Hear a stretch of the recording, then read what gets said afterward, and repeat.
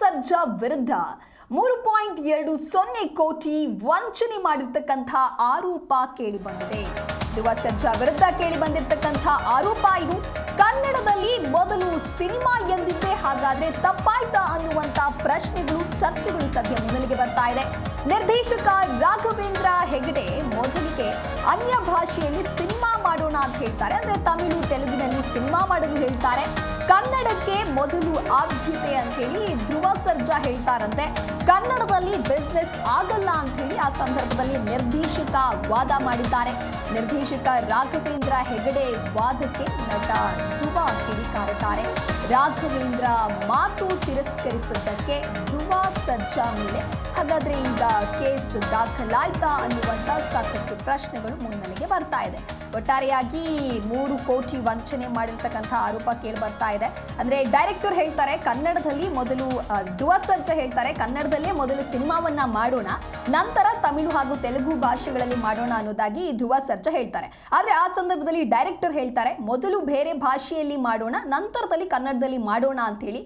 ಹಾಗಾಗಿ ಈಗ ಇಷ್ಟು ಹಣವನ್ನ ತೆಗೆದುಕೊಂಡು ವಂಚನೆ ಮಾಡಿದ್ದಾರೆ ಅನ್ನುವಂತಹ ಆರೋಪವನ್ನ ನಿರ್ದೇಶಕ ರಾಘವೇಂದ್ರ ಹೆಗಡೆ ಅವರು ಮಾಡ್ತಾ ಇದ್ದಾರೆ. ಆದ್ರೆ ಇದಕ್ಕೆ ಧ್ರುವ ಸರ್ಜಾ ಹೇಳ್ತಾ ಇರುವಂತದ್ದು ಕೋರ್ಟ್ನಲ್ಲೇ ಹಾಗಾದ್ರೆ ಮಾತನಾಡೋಣ, ಮುಂದೆ ಏನಾಗತ್ತೆ ಅನ್ನೋದನ್ನ ಅಲ್ಲೇ ನೋಡೋಣ ಅನ್ನೋದಾಗಿ ಧ್ರುವ ಸರ್ಜಾ ಹೇಳ್ತಾ ಇರುವಂತದ್ದು. ಒಟ್ಟಾರೆಯಾಗಿ ಕನ್ನಡದಲ್ಲಿ ಬಿಸ್ನೆಸ್ ಆಗಲ್ಲ ಅಂತ ಹೇಳಿ ನಿರ್ದೇಶಕ ವಾದ ಮಾಡಿರೋದು ಈಗ ಸಾಕಷ್ಟು ಚರ್ಚೆಗೆ ಕಾರಣವಾಗ್ತಾ ಇದೆ. ನಿರ್ದೇಶಕ ರಾಘವೇಂದ್ರ ಹೆಗಡೆ ವಾದಕ್ಕೆ ನಟ ಧ್ರುವ ಸರ್ಜಾ ಕಿಡಿಕಾರಿದ್ದಾರೆ. ರಾಘವೇಂದ್ರ ಮಾತು ತಿರಸ್ಕರಿಸಿದ್ದಕ್ಕೆ ಧ್ರುವ ಸರ್ಜಾ ಮೇಲೆ ವಂಚನೆ ಆರೋಪವನ್ನ ಮಾಡಿ ಕೇಸ್ ಹಾಕಿದ್ರಾ ಅನ್ನುವಂತ ಪ್ರಶ್ನೆಗಳು ಕೂಡ ಸದ್ಯ ಮುನ್ನೆಲೆಗೆ ಬರ್ತಾ ಇದೆ.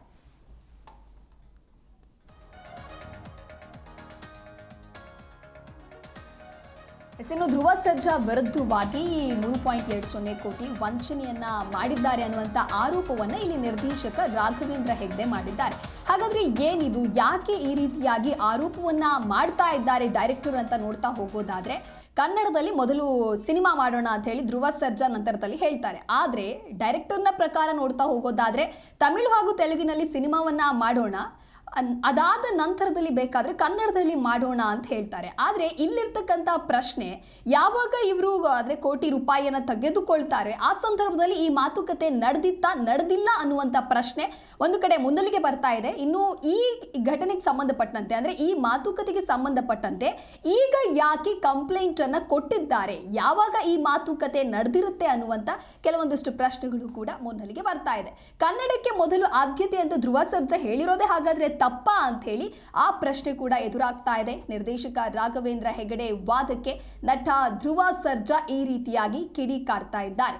ರಾಘವೇಂದ್ರ ಮಾತು ತಿರಸ್ಕರಿಸಿದ್ದಕ್ಕೆ ಧ್ರುವ ಸರ್ಜಾ ಮೇಲೆ ಕೋಟಿ ವಂಚನೆಯನ್ನ ಮಾಡಿರ್ತಕ್ಕಂಥ ಆರೋಪವನ್ನ ರಾಘವೇಂದ್ರ ಹೆಗಡೆ ಮಾಡ್ತಾ ಇದ್ದಾರಾ ಅನ್ನೋದಾಗಿಯೂ ಕೂಡ ಸದ್ಯ ಸಾಕಷ್ಟು ಚರ್ಚೆಗಳು ನಡೀತಾ ಇದೆ.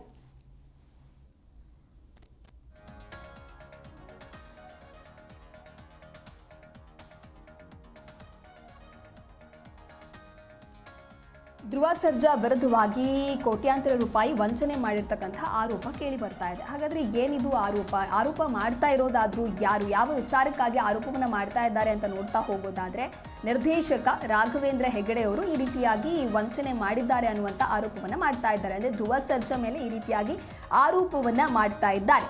ಆದ್ರೆ ಆಕ್ಚುಲಿ ಏನಾಗಿತ್ತು, ಆದ್ರೆ ಈಗ ಕಂಪ್ಲೇಂಟ್ ಕೊಟ್ಟಿರೋದಾದ್ರೂ ಯಾಕೆ ಅನ್ನುವಂಥ ಪ್ರಶ್ನೆಗಳು ಕೂಡ ಒಂದ್ ಕಡೆ ಇದೆ. ಹಾಗಾಗಿ ನಿರ್ದೇಶಕ ರಾಘವೇಂದ್ರ ಹೆಗಡೆ ಮೊದಲಿಗೆ ಅನ್ಯ ಭಾಷೆಯಲ್ಲಿ ಈ ಸಿನಿಮಾವನ್ನ ಮಾಡೋಣ, ಯಾವುದೋ ಒಂದು ಸಿನಿಮಾದ ಮಾತುಕತೆ ಆಗಿರುತ್ತೆ. ಹಾಗಾಗಿ ಸಿನಿಮಾಕ್ಕಾಗಿ ಧ್ರುವ ಸರ್ಜಾ ಕೂಡ ಅವರಿಂದ ಹಣವನ್ನ ಪಡೆದುಕೊಂಡಿರ್ತಾರೆ.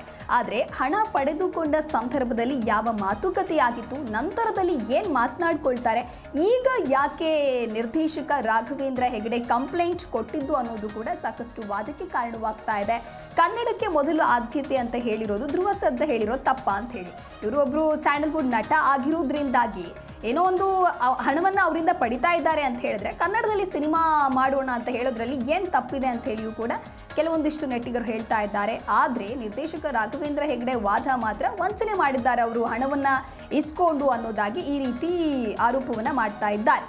ಮಾತುಕತೆಯ ಮೂಲಕವೇ ಇದನ್ನ ಸಾಲ್ವ್ ಮಾಡ್ಕೊಳ್ಬೋದಿತ್ತು. ಆದರೆ ಕಂಪ್ಲೇಂಟ್ FIR ವರೆಗೂ ಕೂಡ ಯಾಕೆ ಇದು ಹೋಯ್ತು ಅನ್ನೋದಾಗಿಯೂ ಕೂಡ ಇನ್ನೊಂದು ಕಡೆ ಚರ್ಚೆ ಆಗ್ತಾ ಇದೆ. ಒಟ್ಟಾರೆಯಾಗಿ ನಿರ್ದೇಶಕ ರಾಘವೇಂದ್ರ ಹೆಗಡೆ ಮಾಡ್ತಾ ಇರುವಂತಹ ಆರೋಪಕ್ಕೆ ಧ್ರುವ ಸರ್ಜಾ ಮಾತ್ರ ಕಿಡಿಕಾರ್ತಾ ಇದ್ದಾರೆ. ರಾಘವೇಂದ್ರ ಮಾತು ತಿರಸ್ಕರಿಸಿದ್ದಕ್ಕೆ ಧ್ರುವ ಸರ್ಜಾ ಮೇಲೆ ಕೇಸ್ ಹಾಕಲಾಯ್ತಾ? ರಾಘವೇಂದ್ರ ಮಾತನ್ನ ಇಲ್ಲಿ ತಿರಸ್ಕರಿಸಿದ್ದಾರೆ ಅಂತ ಹೇಳಿದ್ರೆ, ಮೊದಲು ತಮಿಳು ಹಾಗೂ ತೆಲುಗಿನಲ್ಲಿ ಅಂದರೆ ಬೇರೆ ಭಾಷೆಗಳಲ್ಲಿ ಸಿನಿಮಾವನ್ನ ಮಾಡೋಣ, ಅಂದರೆ ಇವರ ಮಾತನ್ನು ನಾವು ಗಮನಿಸ್ತಾ ಹೋಗೋದಾದರೆ ಕನ್ನಡಕ್ಕೆ ಆದ್ಯತೆ ಬೇಡವಾ ಅಂತ ಹೇಳಿ ಸಾಮಾನ್ಯವಾಗಿ ಪ್ರಶ್ನೆ ಮೂಡುವಂಥದ್ದು ಸಹಜ.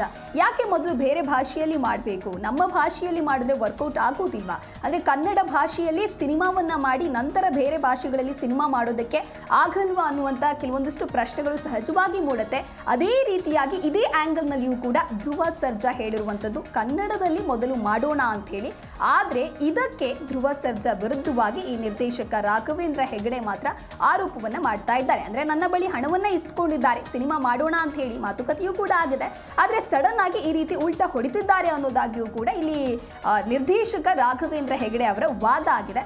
ಆದ್ರೆ ಇವರ ವಾದಕ್ಕೆ ಧ್ರುವ ಸರ್ಜಾ ಹೇಳ್ತಾ ಇರೋದು ಮಾತ್ರ ಕನ್ನಡಕ್ಕೆ ಮೊದಲು ಆದ್ಯತೆಯನ್ನ ನೀಡಿದ್ದು ಹಾಗಾದ್ರೆ ತಪ್ಪ ಅನ್ನೋದಾಗಿ ಇಲ್ಲಿ ಧ್ರುವ ಸರ್ಜಾ ಪ್ರಶ್ನೆ ಮಾಡ್ತಾ ಇದ್ದಾರೆ. ಹಾಗಾಗಿ FIR ಕೂಡ ದಾಖಲಾಗಿದೆ ಅಂತ ಹೇಳಲಾಗ್ತಾ ಇದೆ. ಇದಕ್ಕೆ ಸಂಬಂಧಪಟ್ಟಂತೆ ಕೋರ್ಟ್ನಲ್ಲಿ ಏನಾಗತ್ತೆ ನೋಡೋಣ ಅಂತ ಹೇಳಿ ಧ್ರುವ ಸರ್ಜಾ ಹೇಳಿದ್ದಾರೆ.